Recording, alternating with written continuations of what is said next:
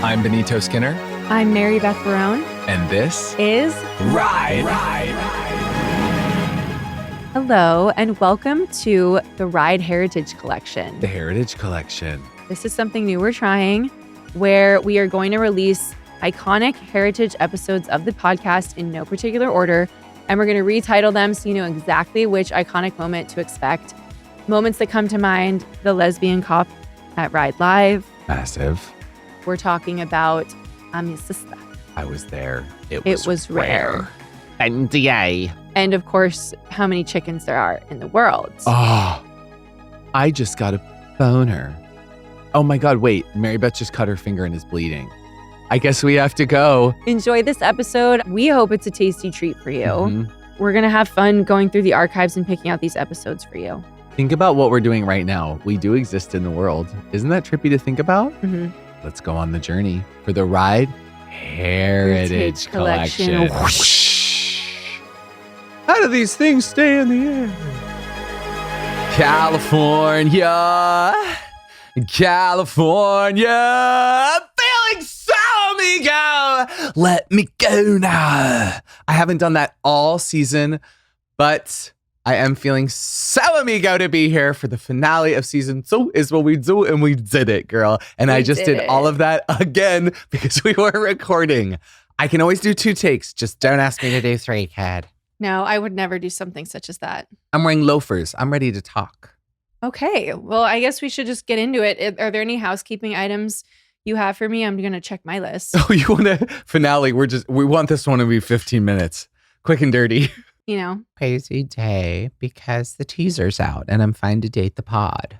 Wow. We're dating the pod for the very first time. For the very first time in podcast history, we are dating the pod. We do record this sometimes before it comes out. We record this sometimes before it comes out. It's not live, which just is, I think that's a bummer and I'm sorry. I wish we could do it live every week. Teasers out to end on my girl with a headset. And I knew that Barone HQ would eat that up. And put me next to the teacher from Lizzie McGuire movie, of course. Ungermeyer. In her headset. Last name Ungermeyer, darling. On that topic of overcompensating, which I sometimes call the OC. The OC. Well, but then I know I'm going to confuse people. Well, sometimes when I try to make the graphics of me, you, Adam, Wally, it's OC, but we are siblings. But we end up as Benjamin McKenzie and Misha Barton. But you know what? Let it rock. Let it rock. It's just a reference. It's a reference. It's just a reference visually. Wally is so Summer and Adam is so Seth. Do you remember Youth of the Nation from Blue Crush? Youth of a Nation. We are. That feels like post 9/11 media, even though I'm not sure if it was. My football highlight reels were post 9/11 media, to be clear. I wish I had them for you. You know what I heard the other day, and I go, we didn't talk about that on the pod. I'm here without you, baby, but you're still on my lonely mind. I think about you. That was about like going to Afghanistan. And I dream about you all the time. So that's important. Wake me up when September ends. So I didn't like Green Day for a while because they hated George Bush. Well, they're anarchists. Little did I know. Yeah. One day I would not only be standing the band, I would also be riding for Occupy Wall Street. Now it's a spoiler, but today for the finale, I'm riding for Occupy Wall Street and you're riding for? It's a carjack, which I love coming up with these. I told Terry, we have a special episode coming after this one. You guys are going to love it. I said, oh yeah, it's called the school bus. And he goes, I think you guys should stop. He's like, I don't think you need to always do that. He's like, I think we get it. Also, Terry, 2 minutes in. 2 minutes in, Kay. Yes, I'm doing a carjack today and I'm writing for something that Mary Beth was bleep it with the OC. I've been rewatching it at a pace that is making people worried. One can only describe it as it's clinical almost. If we're doing the ANTM photo shoot, it's gluttony. I'm gluttony. It's gluttony. It's my friend. I think I said this in the last episode, and if not, I'll edit. And of course, we can cut whatever we need to. I'm like feeling like fucking with you today. I don't know why.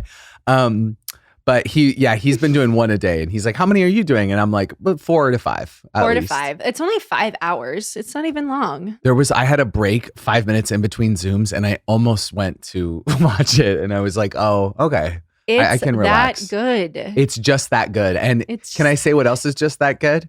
The other OC, overcompensating. So yeah, please. Baronies, please send your questions to thisisride1@gmail.com. Any questions you have about overcompensating, questions you have about the cast, we will answer them for you. But we're not going to say how or when. We would never. Amazon's at the door. Oh my God. Wait, they're here. Oh, by the way, sorry. I'm back in the bunker. I'm in the detention center. Well, yes, you posted the trailer 2 minutes before you were supposed to. They found me. Amazon found me. You. The government found me. I was in the group text with Pete Hegseth as well about Yemen. And I was like, guys, God. I want to divest from this narrative. Please let me leave this group chat. They wouldn't. I would very much like to be excluded from this narrative. That was Mary Beth in every episode we would read. Pete Hegseth sent that text that's like, are you ready to receive information that could potentially hurt you? And I was like, I don't want it. Please don't tell me. But he sent it anyway, and now here I am. Catch me on a weird day, and I'm like, maybe. But that day I didn't want to. I had already been going through a lot. And have you seen Adolescence? No, I've been actively avoiding it, actually. Whoa. I feel like I got arrested last night. It's an incredible show, but it's just kind of OC or nothing for me right now. And I say that with love to everyone involved. Like, I've tried to watch other things, and I know that me and Adolescence will have a moment, but I just, it made me so panicky that I had to exit. And for anyone else who's feeling that way, I would say Overcompensating is going to be, I would say if there's a complete polar opposite of a show, we made it. And there's room for both, which is important. And that's what's so cool about media. I will watch it eventually. I just don't want to watch it right now. Let's watch it together at Coachella. Oh, perfect. Yeah. Well, I'm not going to see any of the performers. Well, of course not. I'm bringing my laptop to stream. They're like, hey, are you at I literally almost said the Manjaro tent. Leaving LA, I should move. It's the Sahara tent, my love. The Sahara tent. And we're like, we kind of have our own Sahara tent. I didn't know you're so opinionated. On that note, I did want to say that Sweet Greens are sanctuary cities for Baronies. So if you ever feel unsafe, or like, you know how there's like sanctuary cities for like certain demographics, Sweet Green is a sanctuary city. Quasimodo's mom. What doors do you think she was banging down? That was the Sweet Green love. You bring up this Hunchback of Notre Dame literally every chance you get. Well, I was saying to Terry, I'm like, I think there's something beautiful in the animated films that exist now, but they are so starkly different than the absolute batshit ass insane things that we grew up with. Oh my God. Thank you for saying that. I was in the car last night and I'm like, maybe this is the woke mob's fault. No, I think it's that back then kids needed to be exposed to like trauma and heartbreak because their siblings were dying of polio and the measles. And then it became like, oh, childhood is actually something to be celebrated. People should stay kids as long as they can. And so they started making movies that like were heartfelt and hopeful. But I was thinking about All Dogs Go to Heaven 2 and how I want to talk about that in season 3 or 4. It's definitely not a season 2 topic because it's really like that movie is about like, it's about the mob and it's about where dogs go when they die. And it's like not like, it's like fucking scary. Oliver and Company, also about the mob. And on that note, Bambi, Dumbo, I mean, they're all just like so sad. Tarzan, let's say it together. 1, 2, 3, Chosen Family. Oh, for sure. Tell me that's not about Chosen Family. The death count in Tarzan will send a chill down your spine. And there is a full scene in Hunchback. I think I've literally talked about it. I'll talk about it again. Where that nasty little priest. We don't know the official title. His song is about like being attracted to Esmeralda. It's very much like your haters are your biggest fans. That was a tough lesson for kids when she didn't end up with Quasi. I don't know what they were trying to teach us with that. In the book, she dies. I found that out. I didn't realize, but in the movie, they don't end it like that. But in the book, I do believe she's burned at the stake. So Disney was kind of like, have you read this fucking crazy ass book, this bad shit. I know that Crime and Punishment was pitched during that time. Wait. Hans Zimmer. I just saw a clip of Hans Zimmer talking about scoring The Lion King because his dad died when he was 6 years old. And he decided to work on that movie because his daughter was 6 years old and he had not worked on a movie that his daughter could share with his daughter.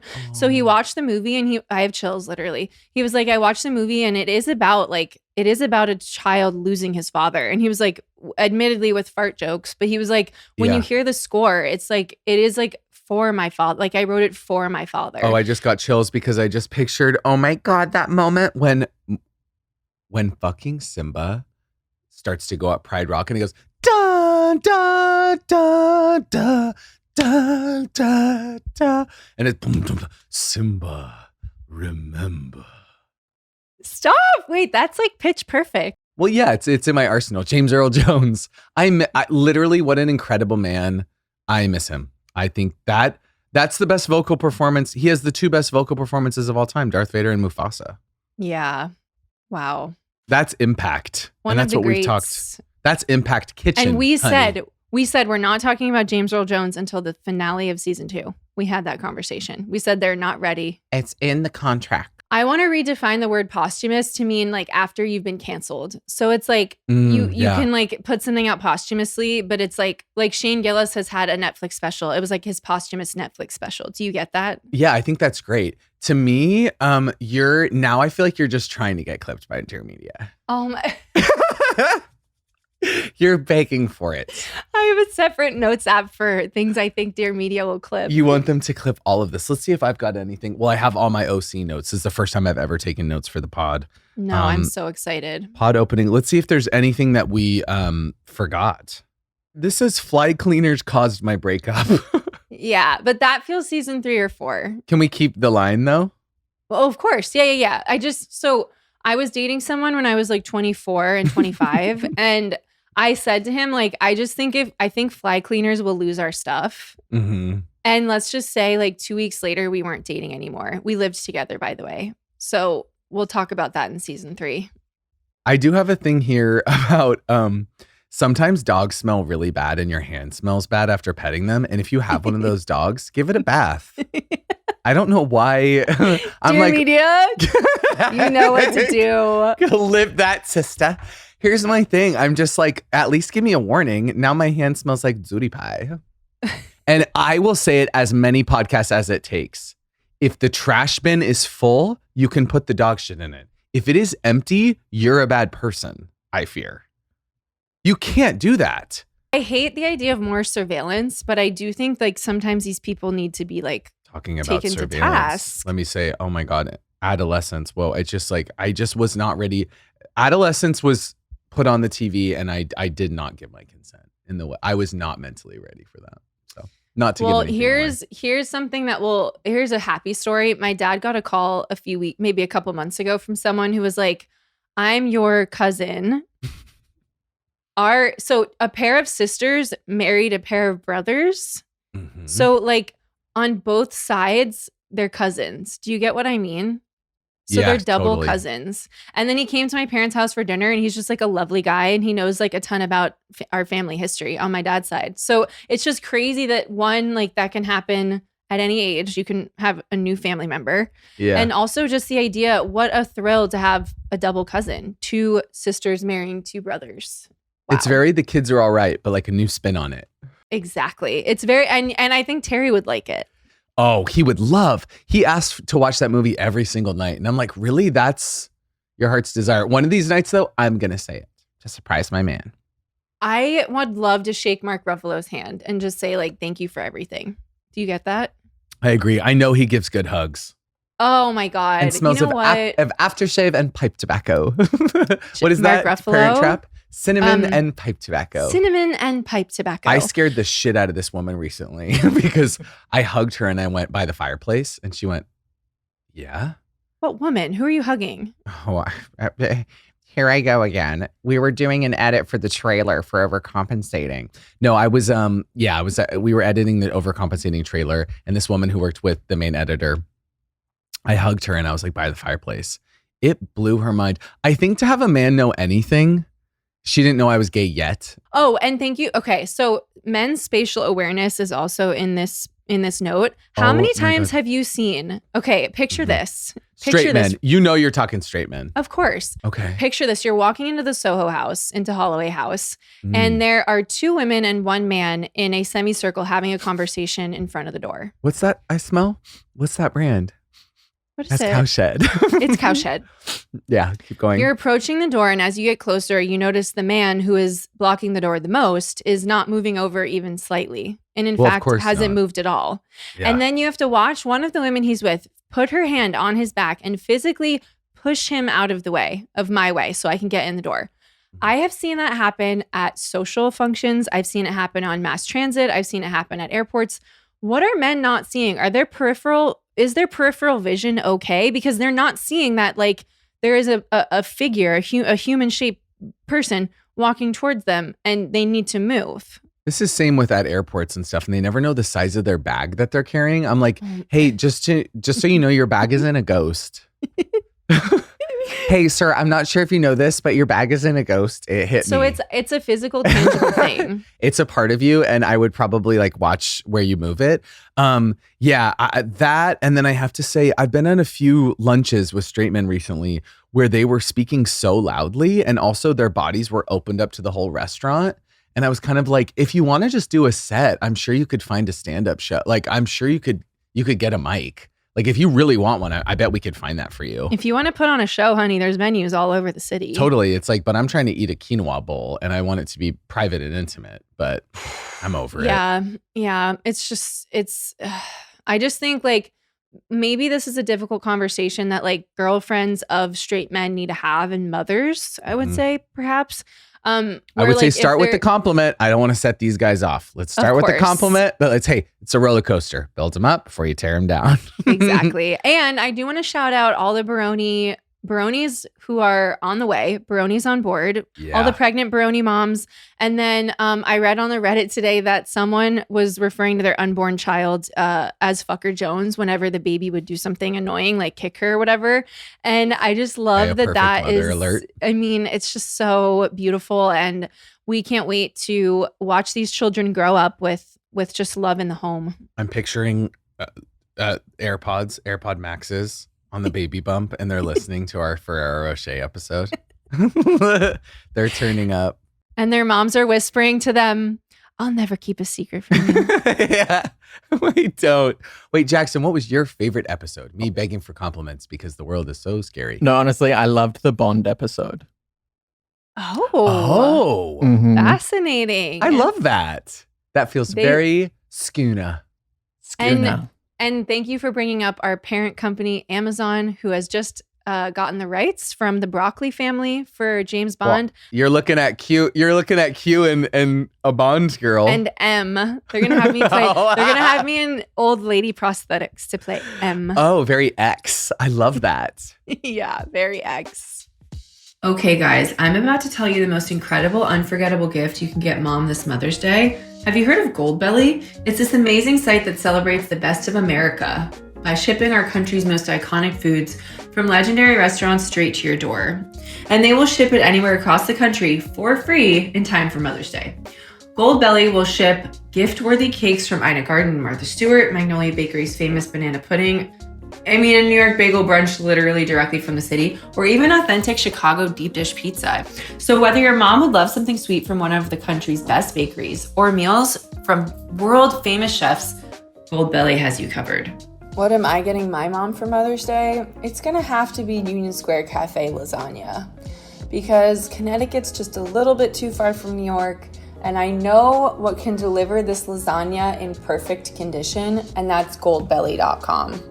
If you're looking to make Mother's Day perfect, or you just want to impress your friends and family with an epic meal next time you host, go to goldbelly.com and get free shipping and 20% off your first order with promo code RIDE. That's goldbelly.com, code RIDE for free shipping and 20% off your first order. I had Goldbelly sent to me, and it was Issa Bagel from New York. Go to goldbelly.com and get free shipping and 20% off your first order with promo code RIDE. That's goldbelly.com, code RIDE for free shipping and 20% off your first order. And they will ship it anywhere across the country for free in time for Mother's Day. Spring is a season of change, but it doesn't have to throw off your foundation. Reset with one simple daily habit that supports your energy, gut, and immune health, even when everything else is shifting. Spring means more movement, trips, eating out. Stay consistent with your health wherever the season takes you. AG1 travel packs make it easy to keep your routine. AG1 is a daily health drink clinically shown to support gut health and fill in common nutrient gaps. With 75 plus ingredients, including 5 clinically studied probiotic strains, AG1 replaces the need for a multivitamin, probiotics, and more. It's just all in one little pack. Spring brings daylight savings, packed calendars, and changing routines.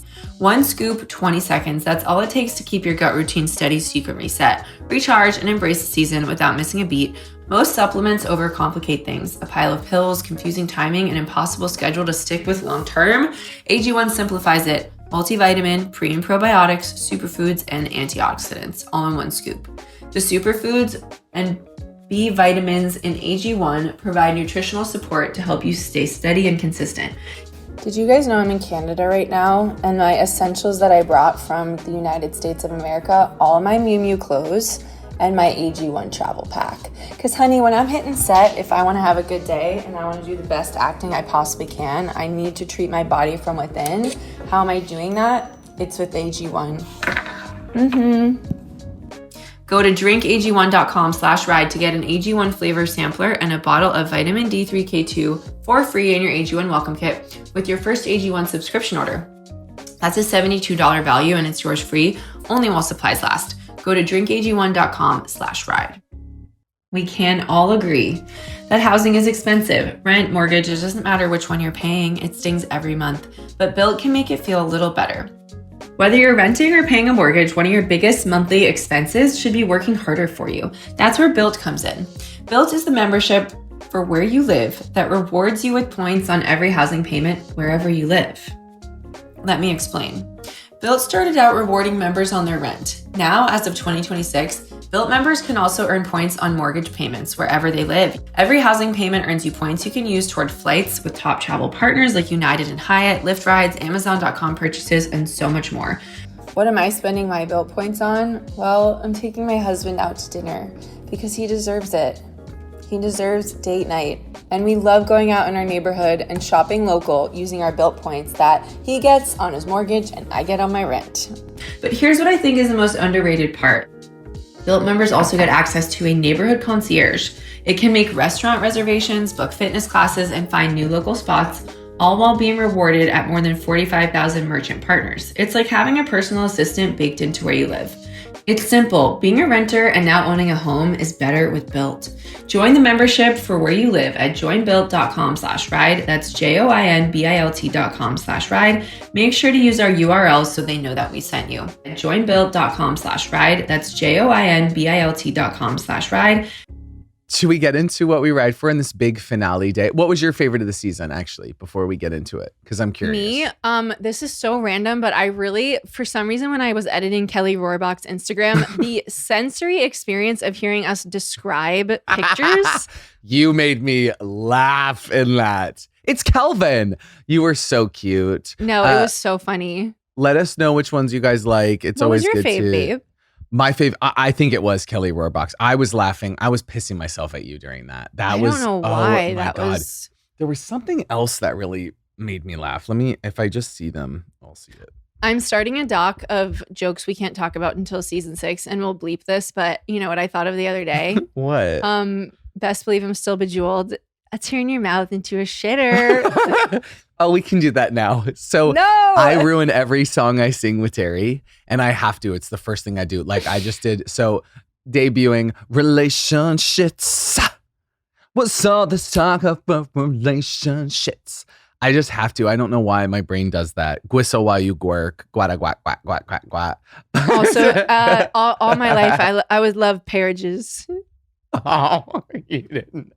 I don't think they're ready for peerages. Have we talked about peerages? I don't think 16 peerages driving away.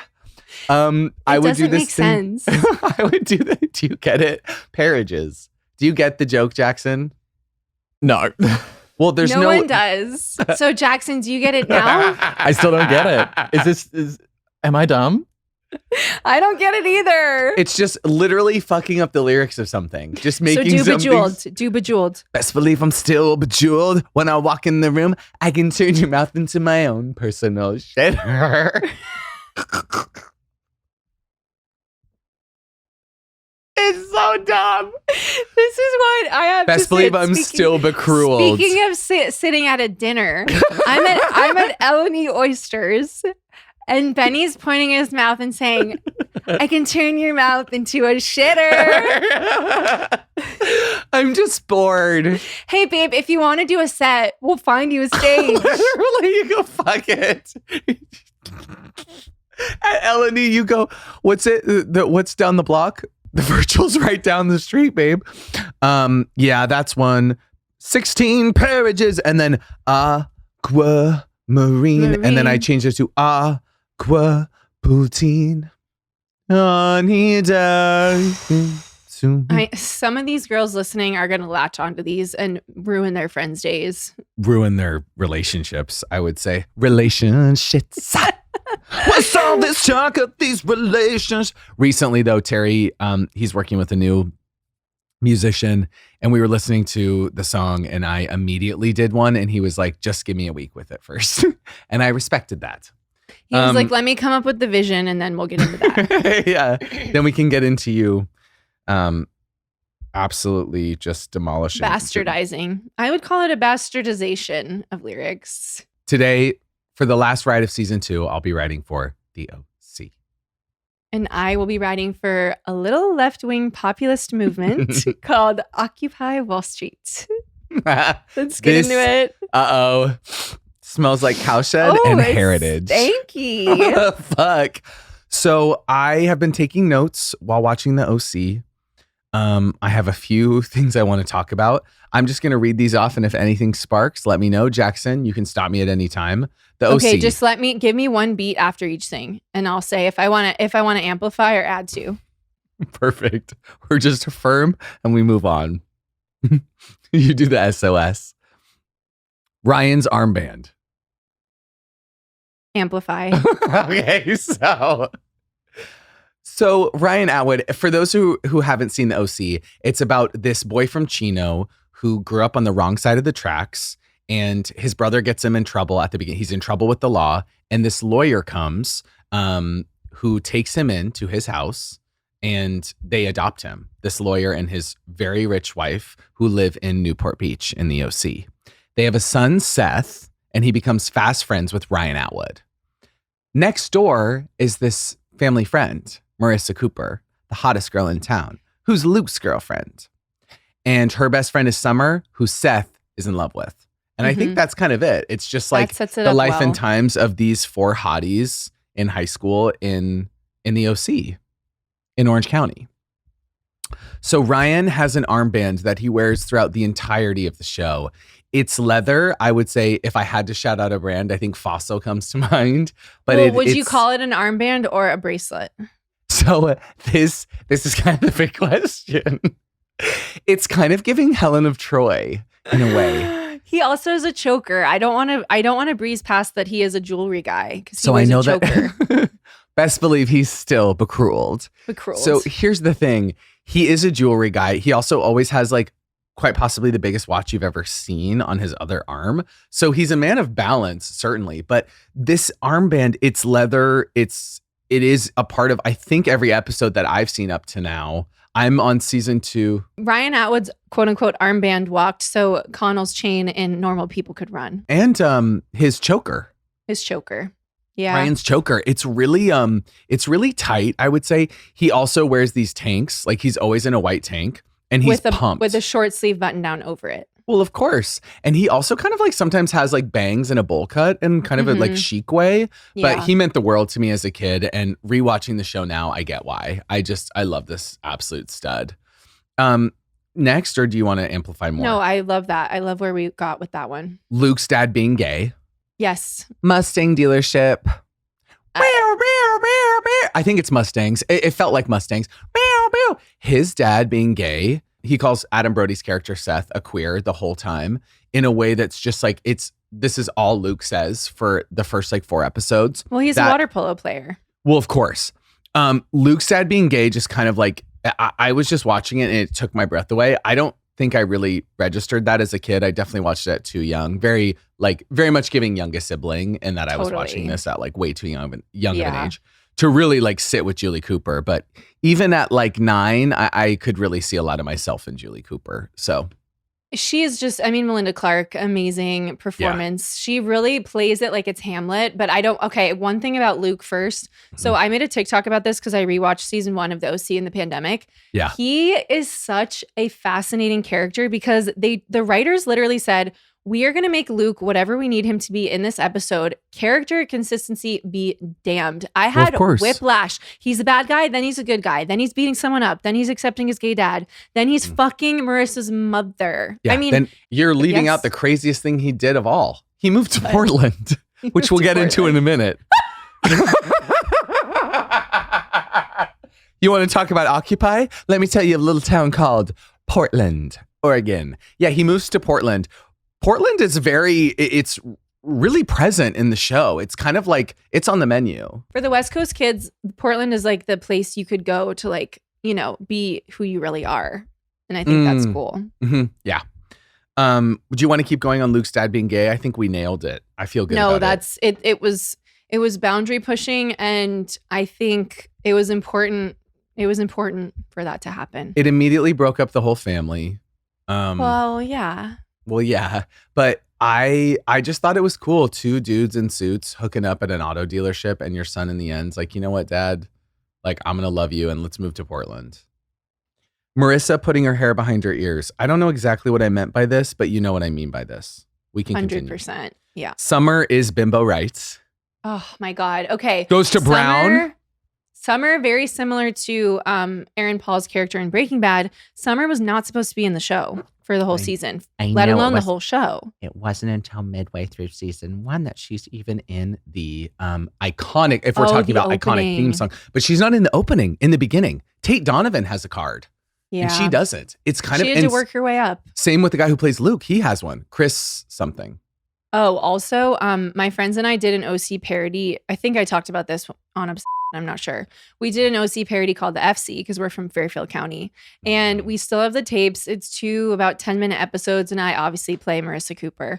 But we changed the theme song. We've been on the run looking for some bagels driving down I-95. Fairfield County, here we come. So I just want to shout out to all my girls who were in that with me. I was able to costume an entire cast of people with just the clothes that I had at my house. Every character. Well, that's very overcompensating. Including Dr. Roberts, by the way. Stop. Jake played Dr. Roberts. He played Johnny. He played a bunch of people. Fairfield County. Here we go. It's pretty good. Summer is bimbo rights, though. I just think she's an incredible character, and that's called being a star. You show up and they're like, damn, we tried to make you one note. Sorry, you're complex. You contain multitudes. We'll see you in season 2. I can't stress enough how many fucking episodes they have per season. It's like 25. It's unbelievable. It's very Gossip Girl. The fact that Josh Schwartz did both of these is insane to me. Also, I know Summer would have fucked with Ride the Pod. Oh, she would have fucking loved. And Marissa would have been like, what are you listening to? What even is that? What is this? Misha Barton, if you're listening, sweetheart, I love you so much. Generational talent. Dear God. And I watch her storylines and I'm like, this is really hard. Like these are, her acting, I'm like, this is a really complicated character.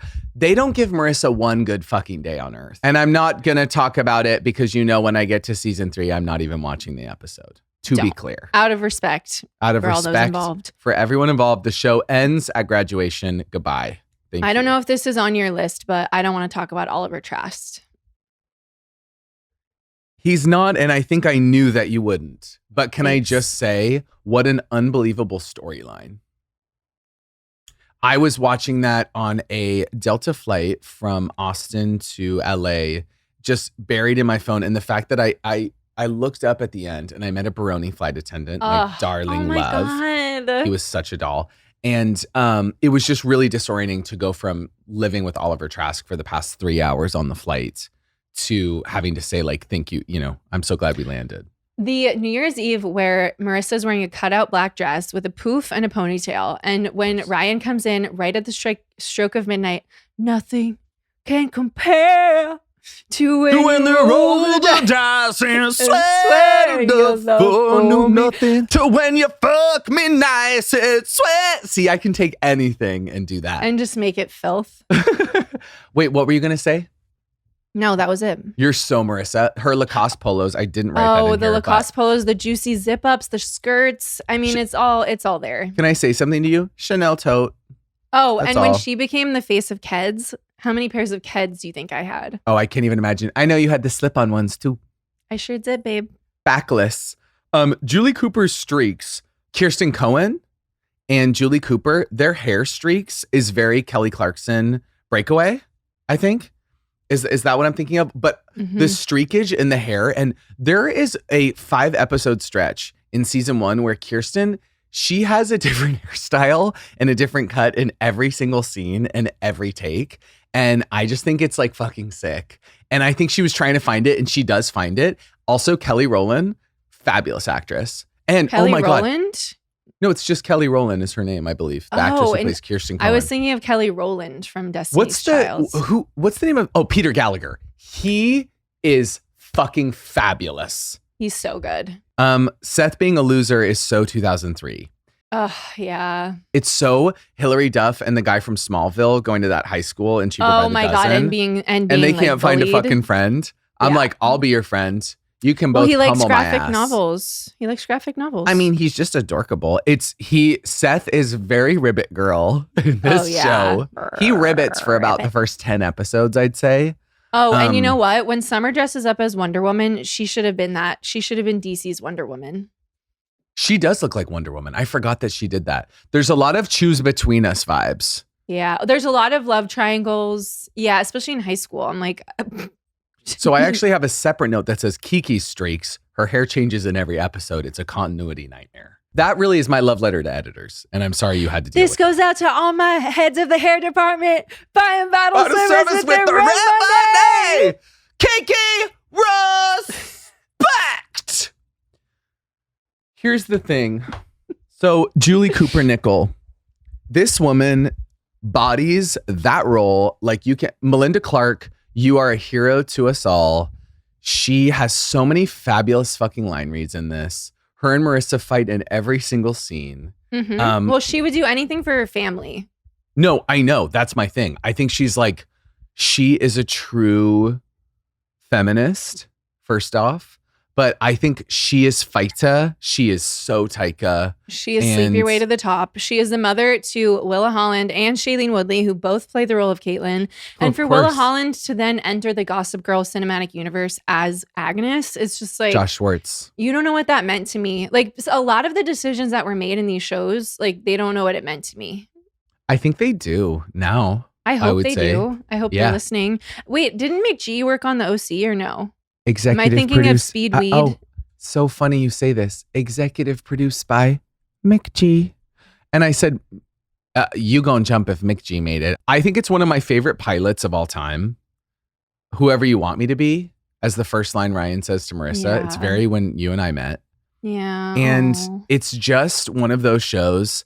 It gets soapy, it's drama, it's quirky, it's funny, it's candy. It's so funny. The scripts are so funny. It's so hardcore though at times in a way that you're just like guns are certainly in the show. If you've seen Gossip Girl, if you're ready to just hunker down for a long spring, do it with the OC. And I love the ending? No, but I think these shows, my heart goes out to writers who are writing 1,000 episodes. I mean, 25 a season. It's like, people being like, it kind of has a lull in the middle. I'm like, what else could they do? An alien abduction would be all I could pitch at that table. I'd be like, they did everything. I literally don't even know. But I will say someone in that room hated Marissa. They hated Misha Barton. They were like, she's going to have the worst experience of her life again today, I guess. And then Olivia Wilde and her pencil thin eyebrows popped up on my screen. And I I went, holy fuck.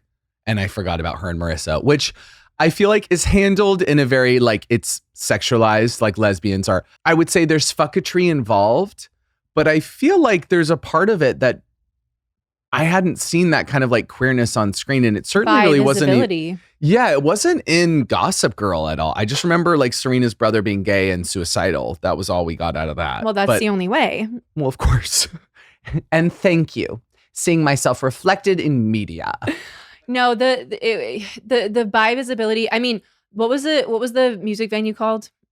Oh, the Bait Shop. The Bait Shop was just huge. The Bait Shop, whoever is the booker for the Bait Shop, let's give him a raise. A raise immediately. Death Cab for Booty.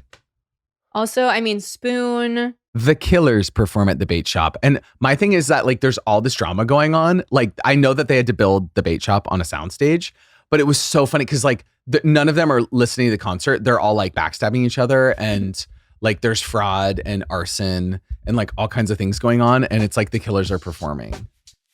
This episode is brought to you by No CD. Relationships are intense. They make us care deeply, feel vulnerable, maybe even freak out a little sometimes. That's human. But some people have relationship concerns that go far beyond standard ones. Like finding another person attractive and then immediately thinking, oh my God, does this really mean I don't love my partner? Or needing constant reassurance that your relationship is right or that you're not making the wrong choice because you never feel sure enough. Or asking yourself the same questions hundreds of times a day. Do I really love them? What if I'm wasting their time? And searching for some feeling of certainty that never comes. Many people think these sorts of thoughts and anxieties are just overthinking or commitment issues, but they can actually be signs of relationship OCD. So many people think OCD is just about cleaning or organizing, but that stereotype couldn't be more wrong. Real OCD is a serious condition where distressing, unwanted thoughts called intrusive thoughts get stuck on repeat, and you feel compelled to do certain things to try to make the anxiety stop. With relationship OCD, compulsions might look like constantly seeking reassurance, replaying memories to see if you feel a spark, or comparing your partner to others. But what's given all of us so much hope is learning that OCD is one of the most treatable mental health conditions when you get the right kind of specialized therapy. OCD needs ERP therapy, exposure and response prevention, which is proven to be the most effective treatment. Regular talk therapy isn't recommended and can actually make OCD worse. That's why we wanted to tell you about No CD. No CD is the world's leading OCD treatment provider, and all of their licensed therapists specialize in ERP. You all know Benny Drama's favorite program for dealing with intrusive thoughts caused by OCD. He swears by this program. I can't speak for him, or I guess technically I can because we're married. I can't testify against him in court though, but he really loves No CD, and I happen to know for a fact, I mean, I sat in on some of his sessions. Like, the provider didn't know I was there, but I was just there to make sure that, everything was above board, and you know what? It was. To learn more about starting OCD therapy with No CD, go to nocd.com and book a free call with their team. That's nocd.com. K18, Pinky, it's okay, honey. I'm just talking about K18. K18 is a biotech-powered hair care brand on a mission to unlock your fullest expression without hair damage. Understanding the biology of hair, they use biotech instead of cosmetic chemistry, which I happen to know a lot about, thank you, Science of Sephora, to engineer real and lasting solutions for your hair concerns. Their viral formulas are built around patented technology that targets damage from bleach, color, chemical services, and heat. I know a thing or two about that. Triple Bright is their newest innovation. Have you ever been blonde? Yeah. Did you deal with brass, damage, dryness? I did. What were the hardest parts of being blonde, and how did you keep your color up? Well, I had to go get it colored, my love. Triple Bright could have helped even out my tone and keep my blonde bright. It hadn't been invented yet. The scientists over at K18 were still working on it, okay? I mean, how could you forget when I was blonde? How could you forget? I talked about it at length. Triple Bright is a breakthrough triple action blonde protection powered by K18 technology to not only neutralize existing brass, but target the root cause itself, oxidative damage from metals and minerals in unfiltered tap water and hard water. Triple Bright neutralizes Existing brassiness without staining or overtoning, aka never gonna turn your hair purple or stain your hands. Triple Bright formula not only removes buildup from things like hard water, which is a major cause of brassiness, but stops those yellow and orange tones from returning in the future so your blonde stays bright. Oh my god, Triple Bright comes in an easy to use foam and it delivers brighter, longer lasting blonde in as little as 60 seconds. Get a brighter, long lasting blonde with K18. Blonde like new, hair like new. Soft, strong, bouncy blonde, more bright, less brass. So much more than a purple shampoo. One wash removes up to 3 months of brass from hard water. Breakthrough triple action blonde shampoo for a brighter, long-lasting blonde. Shop at Sephora, my former employer, or get 10% off your first purchase at k18hair.com with code RIDE. That's code RIDE at k18hair.com.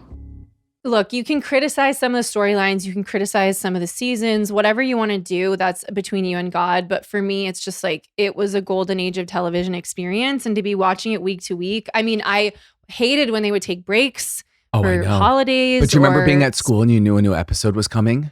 And you're like, I know the Oliver Trask storyline is going to find its way. Oh, I will say one thing about him. He revolutionized a blazer at high school. And Seth has good style. Also, this was when DVR was sort of new on the scene and I wasn't allowed to watch TV on weekdays. So DVR was huge for me. You know, I needed to still be up to speed on everything, but I couldn't always watch that day. But it was good to just know that a new episode was coming out and it was going to be an hour and it was just going to be like my little escape for the week. God. It's making me feel so good. I finished Overcompensating and sometimes I do this every time I finish something. I need something like this. Like after the ride tour, we did all of Gossip Girl. Yeah. And then after this, I'm like, to decompress. I don't have to think about what I'm watching every night. It's just like, boom, we're watching the OC. And I have never once skipped the intro song. Every time it pops up, I'm like, oh, after the cold open, I'm like, fuck, like run that shit back. I love it. Immediately, I just want to say Chanel prom dress. But oh my God. Yeah. To me, she wears a lot of Chanel in that show. She has a ton of Chanel. I would say also Chanel Haute Couture. It's very Maison Perrier Ultimate. That would have been her drink of choice. Also, Misha Barton is always in flats because she's so much taller than the cast, which I love. Model behavior. Model behavior, girl. It is so you-coded, if you know what I'm talking about. Oh, please. Misha Barton, she walks so Grace could run in a lot of ways. And I definitely you mean the world to me. I felt my influence of that show in the cliffhangers we do, because like that, I love writing cliffhangers. And I think the OC taught me that's how you end an episode.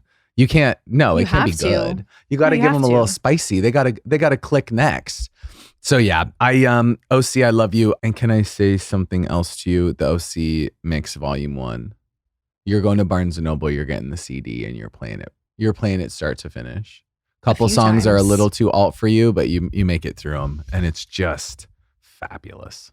And to segue here, because I do think that Marissa's dad taught me about embezzling, which would then be huge for us in the early 2000s when the Great Recession happened. The housing bubble burst. As Marissa said to her mom and dad, my dad's a thief and my mom's a whore. Well, exactly. Yeah. And for a lot of people, that was the case when The Big Short happened. Oh my God. So to me right now on the screen, you're Margot Robbie in the bathtub with the champagne, in The Big describing Short, what I'm explaining what all Occupy this Wall means. Street. Yeah, describing Occupy. It's just Occupy to me.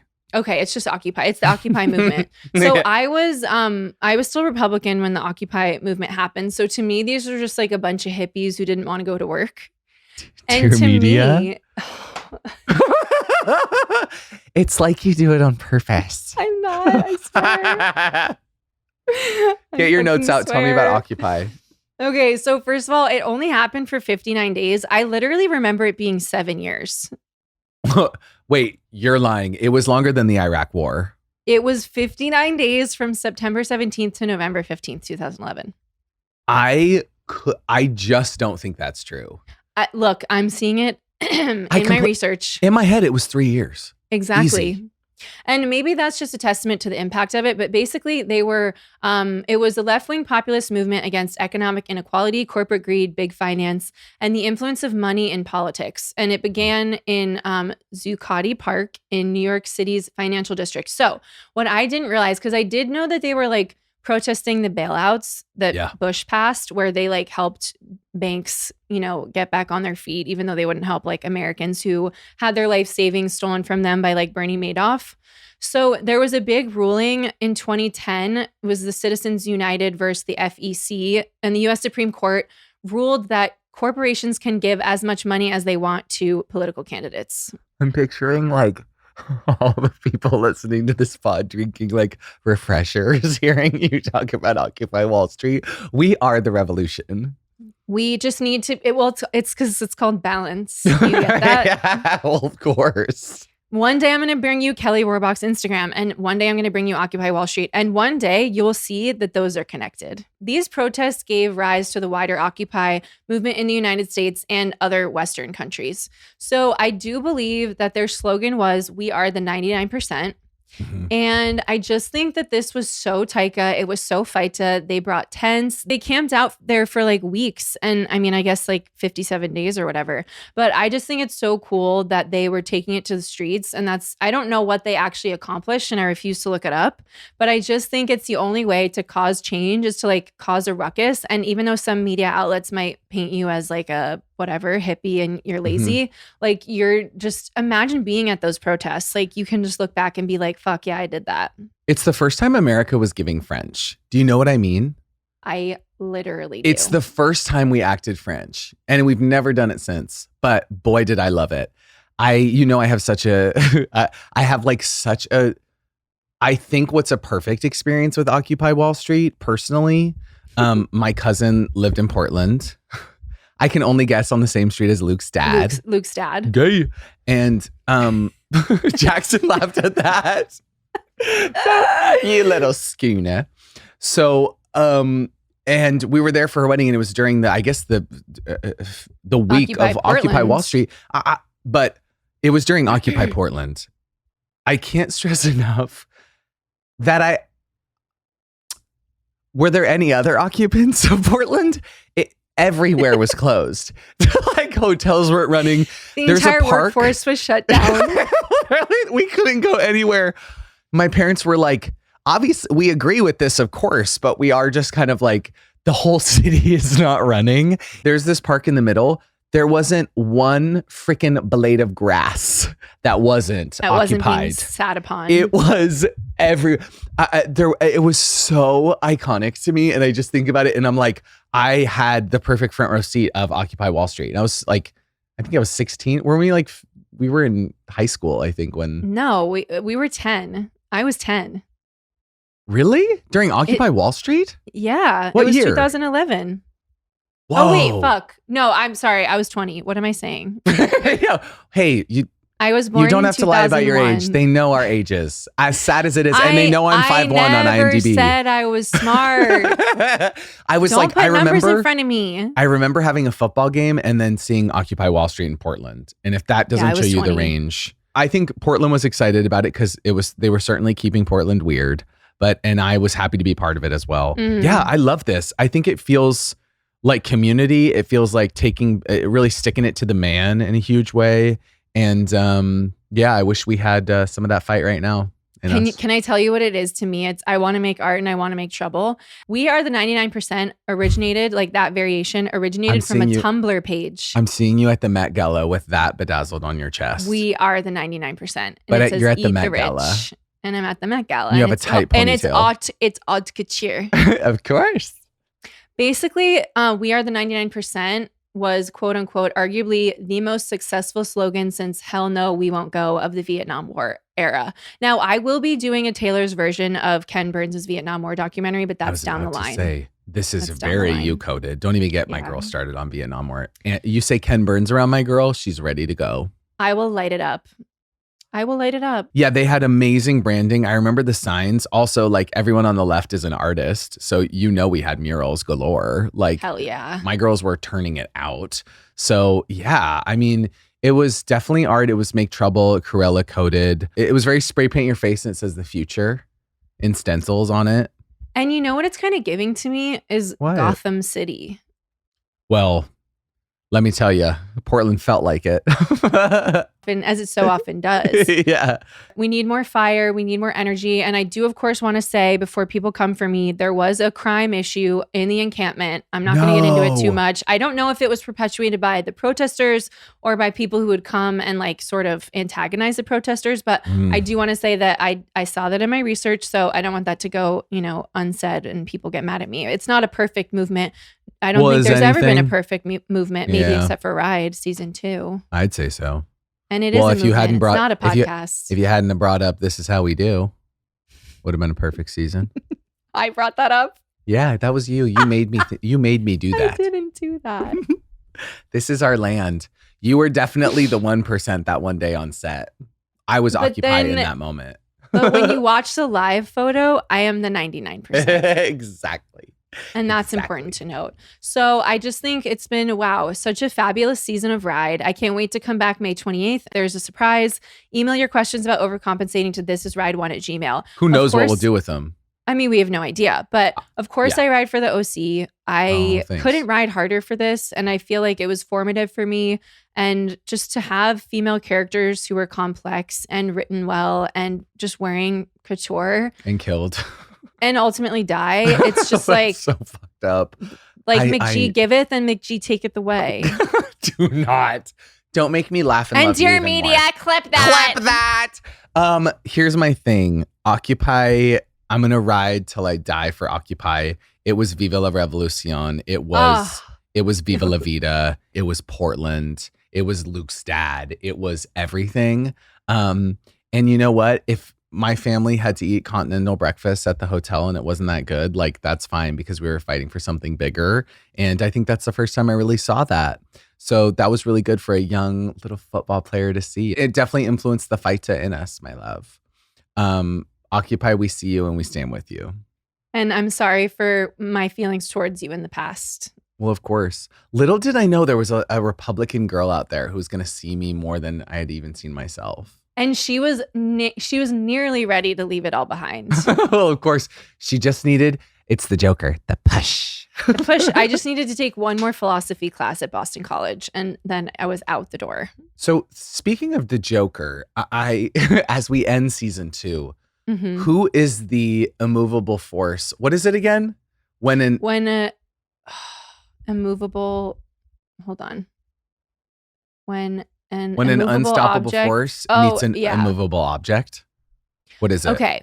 It's when an immovable object meets an unstoppable force. So what's the question? Which one is which of us? Oh. You are a movable object. I'm an immovable object and you're an unstoppable force. And what happens when they meet? They start a podcast. They start a podcast, my love. And they revolutionize television. Well, of course. We are so excited for you to see Overcompensating. We are so excited to be back. We're going to be back sooner than we were after season 1, trust. And we're just so freaking excited this season. Thank you for bearing with us and Mary Beth's detainment and us shooting a television series. We swear it'll be worth it. They're letting me out to hit the campaign trail. They're letting me out for press because I told them, as I said last week, we're going to the swing states, and so they're perfectly happy to do that. But they did say I will be coming back. So of course, it's not. I'm not free, carte blanche, whatever. It's like it's temporary. But I'm excited to. I mean, between now and when we come back for season 3, and of course we have a little surprise next week. The show will be out. You can see it and watch it and like tell us how you feel about it and how all 8 episodes in over 227 territories globally. It's the only number I've ever memorized. And Prime Video, watch it, stream it, watch it with your best friends. And let's just say if you're having a watch party in LA, you should maybe like DM me the address. Who knows what we'll do with that? We DP all these houses. We throw beer bottles at garage doors. We send drones. We send a pack of drones to them. We call the cops on everybody. We bring the lesbian cop from Ride Live. Oh my God, she should drive us around. We will. And can I just say, dear media, 1, 2, 3, clip that. Best believe I'm still cruel.